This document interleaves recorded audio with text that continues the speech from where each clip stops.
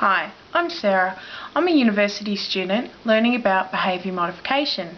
Today I'm going to be talking about anxiety and how as a parent or a carer you can help your child cope with feelings of anxiety. At different times in our lives we've all felt anxiety, and sometimes the responses we get are very uncomfortable, such as shaky hands, sweating, feeling a bit faint and lightheaded, a sore tummy, and really wanting to get away from the situation or the thing that is making you feel anxious. As a parent, if you can think back to times when you feel anxious, can you think of what happened before? What was the situation or event where you felt anxiety?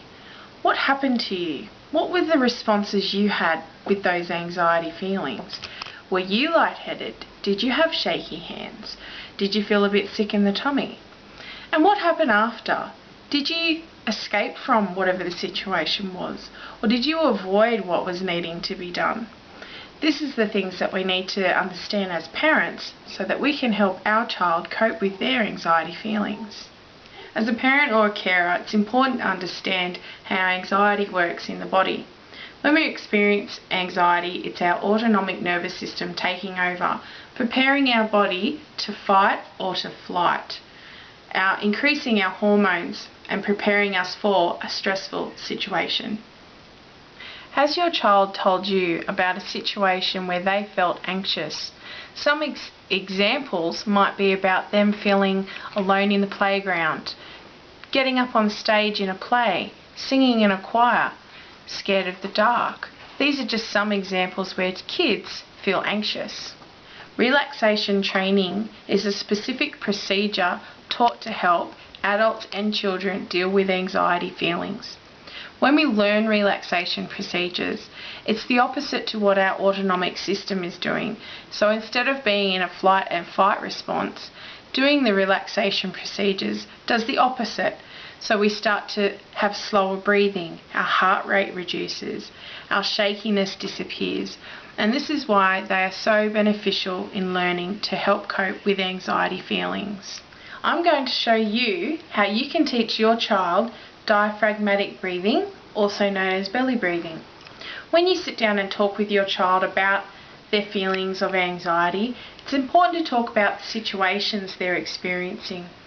Then go through how to learn to do the breathing, and then rehearse and role model those situations where they can practice. I'm going to demonstrate with my daughter Ella of how to do this. So this is Ella, and Ella is going to try out to learn the diaphragmatic breathing, and Ella does experience a little bit of anxiety at times. So Ella, tell us about situations when you felt anxious. When my friends are fighting, I get sick in the tummy. When I go up on stage to sing in the choir, I get big butterflies in my tummy, and I don't want to go on, and I'm a little bit scared of the dark because I can see things. Thank you, Ella. So that's what happens. Alright, well we're going to show you how to do some breathing so that can make you feel calm when you have those situations. Does that sound good? Yeah, that sounds good. So when we're talking about diaphragmatic breathing or belly breathing, it's important to know that it is different from regular breathing. When we breathe regularly, we're using the top half of our body and our shoulders go up and down. So if you just look at how we breathe, so our shoulders go up and down. When you're doing diaphragmatic breathing, this is why it's called belly breathing, because your belly comes out and in and out and in. Sometimes this is a little bit tricky to explain to a child to do the different breathing, but I'm going to show you a tip on how to make that a little bit easier for them to see. So Ella, what we're going to do is we're going to start with the first session is laying down. Then once they get that into practice, then you can teach them with sitting up and then with standing.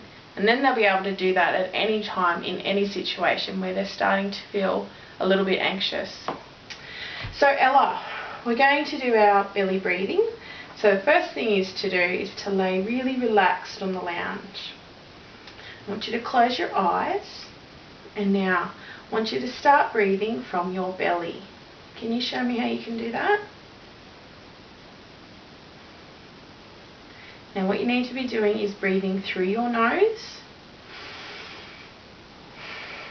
and out through your nose and out through your nose. Now to help you to see if you are doing the belly breathing, we're going to put your favourite animal on top of your belly so that you can watch him, unicorn, go up and down on your belly. So you have to make him go up and down. Can you show me how you can do that? So breathe in your nose.